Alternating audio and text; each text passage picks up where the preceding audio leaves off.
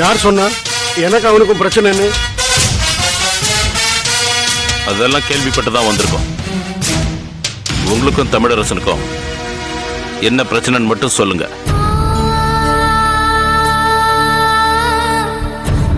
நான் மயிலாப்பூர்ல ஒரு மெஸ் நடத்திக்கிட்டு இருந்தேன். நான் உண்டு என் வேலை உண்டுன்னு சாதாரணமான வாழ்க்கை தான் வாழ்ந்துகிட்டு இருந்தேன். எனக்கு ஒரு பையன் இருந்தான், பேரு ஜெயராஜ்.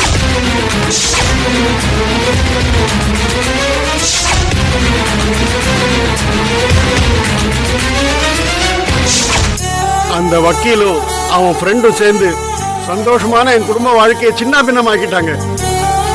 தட்டி கேட்க போன என் பையனை கஞ்சா வியாபாரம் பண்றான்னு சொல்லி பொய் கேஸ் ஜோடிச்சு உள்ள தள்ளிட்டான் அந்த லாயர். வெளியில வந்த என் பையன் ஊர்ல 4 பேர் முன்னாடி இனிமே கௌரவமா வாழ முடியாதுங்கிற விரக்தினால தற்கொலை பண்ணி செத்து போயிட்டான். மனசொடிஞ்சு பையன் செத்து போயிட்டானேங்கிற அதிர்ச்சியில என் வீட்டுக்காரியும் செத்து போயிட்டான். எனக்கு இன்னும் போறதுக்கு நேரம் வரல. நடப்பினமா வாழ்ந்துகிட்டு இருக்கேன். அது இருக்கட்டும், இப்ப நீங்க எதுக்கு வந்தீங்க? தமிழரசனை நீங்க கடைசியா எப்ப சந்திச்சீங்க? என் பையன் ஜெயில இருந்தப்போ அவன் வீட்டுக்கு போய் அவனை சபிச்சிட்டு வந்தவனா. அதுக்கப்புறம் நான் அவனை பார்க்கவே இல்லை. அந்த ராம் பிரபுவை சந்திச்சீங்களா? யார? அந்த செல்போன் கடைக்காரனியா? அந்த மகாபாவியை பார்த்து நான் என்ன பண்ண போறேன்? அவன் மூஞ்சிய கூட நான் பார்த்ததில்ல. இப்ப எதுக்காக அவங்கள பத்தி எல்லாம் எங்கிட்ட விசாரிக்கிறீங்க? அந்த வக்கீல் தமிழரசனை யாரோ கொலை பண்ணிட்டாங்க. அப்படியா? Shahbaz, very good. போட்டு தள்ளிட்டாங்களா? அந்த நல்ல காரியத்தை யார் செஞ்சிருந்தாலும் சரி, அவனுக்கு நான் சந்தோஷமா ஒரு ராயல் சல்யூட் வைக்கிறேன். சரி, அத பத்தி எங்கிட்ட என்ன விசாரணை?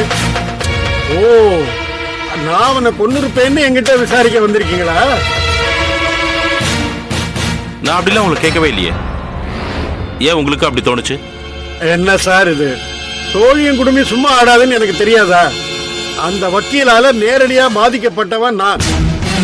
அவன் செத்துட்டான உடனே உங்களுக்கு ஏன் மேலதான சந்தேகம் வரும்?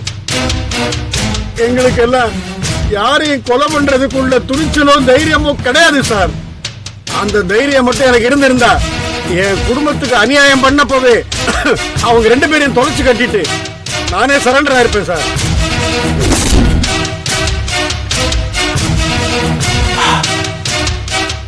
சரி, அந்த சொரூபா யாரு? சொரூபாவா? அது யாரு? அதே தான் நான் உங்களை கேட்கிறேன். ஏன்னா தமிழரசனையும் ராம் பிரபுவையும் ஒன்னா தெரிஞ்ச ஒரே ஆள் நீங்க மட்டும்தான். இந்த கேஸ்ல தமிழரசனுக்கும் ராம் பிரபுவுக்கும் சொரூபா கூட்டாளிங்கிற வரைக்கும் கண்டுபிடிச்சிட்டேன். அதுக்குதான் நீங்க எப்பவாவது அந்த பேரை கேள்விப்பட்டிருக்கீங்களான்னு கேட்டேன். இல்ல, எனக்கு தெரியல. சரி, நான் வரேன். சார், ஒரு நிமிஷம்.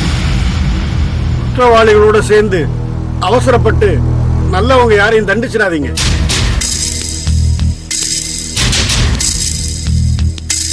ஏன் இப்படி சொல்றீங்க? என் பையன் விஷயத்துல உங்க டிபார்ட்மெண்ட்ல அதைத்தானே செஞ்சாங்க. அந்த அநியாயம் திரும்பவும் நடக்க கூடாதுன்னு தான் சொல்றேன். தேங்க்ஸ்.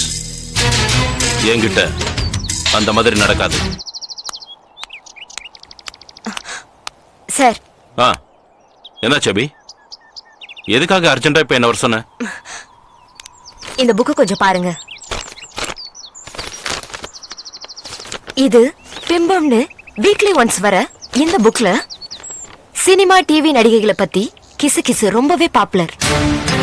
சரி, எதுக்கு நம்ம இன்வெஸ்டிகேட் பண்ற கேஸுக்கும் என்ன சம்பந்தம் இருக்கு? இதுல வந்திருக்கிற ஒரு நியூஸுக்கும் நான் இன்வெஸ்டிகேட் பண்ணிட்டு இருக்க கேஸுக்கும் ஒரு சம்பந்தம் இருக்கு. அதான் உடனே போய் ஆபீஸ்ல இந்த புக்கை கலெக்ட் பண்ணிட்டு வரலான்னு போனேன். Very good. படி, என்ன நியூஸ் அது? பெயரின் பின்பாதியில் பணத்தை வைத்திருக்கும் சின்னத்திரை நடிகை சென்னை 34 மலரின் பெயர் கொண்ட மருத்துவமனையில் வயிற்றை சுத்தம் செய்து கொண்டார். இந்த நியூஸ படிச்ச உடனே நானும் என் ஃப்ரெண்டும் யாரா இருக்கும்னு டிஸ்கஸ் பண்ணிட்டு இருந்தோம். முதல்ல எனக்கு ஏறல சார். அப்போ ஷொருபா கேஸ்ல இறங்கினதுக்கு அப்புறம் தான் விஷயமே புரிய வந்துச்சு. என்ன புரிஞ்சுது?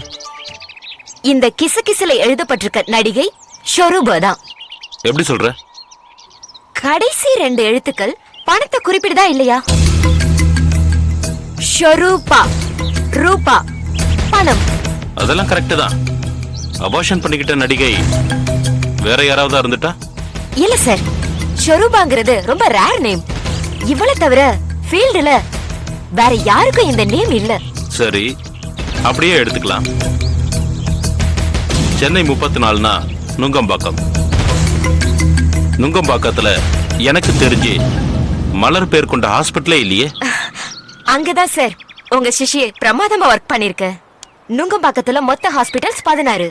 சுகம் ஹாஸ்பிட்டல், ராஜம் மருத்துவமனை, Harihara nursing home, comfort hospital, Jayam nursing home, Geetha hospital, Gem hospital, Vedavalli hospital, Nalaya nursing home, KM1 poly nursing home, Rohini Janakiraman hospital, GM clinic, poly nursing home, Balaji hospital, Deepa nursing home, Vaidehi hospital. Okay okay. இதுல மலர் பேர் கொண்ட ஹாஸ்பிட்டல் எதுன்னு கண்டுபிடிச்சிட்டியா? சார் சும்மா விளையாடுதீங்க sir. நீங்களும் கண்டுபிடிச்சிட்டீங்க தானே? சொல்லுங்க sir please. Yes, Rohini Janakiraman ஹாஸ்பிட்டல்ல ஷார்ட்டா ரோஜா ஹாஸ்பிட்டல்னு கூட கூப்பிடலாம். கரெக்ட். அதான் அந்த ஹாஸ்பிட்டலுக்கு போய் ஒரு நர்ஸ கரெக்ட் பண்ணி டீடைல்ஸ் எல்லாத்தையும் கலெக்ட் பண்ணிட்டேன். Very good. ரிசல்ட் என்ன? 6 மாசத்துக்கு முன்னாடி அந்த ஷொருபா அந்த ஹாஸ்பிட்டலுக்கு போய் அபார்ஷன் பண்ணிருக்காங்க.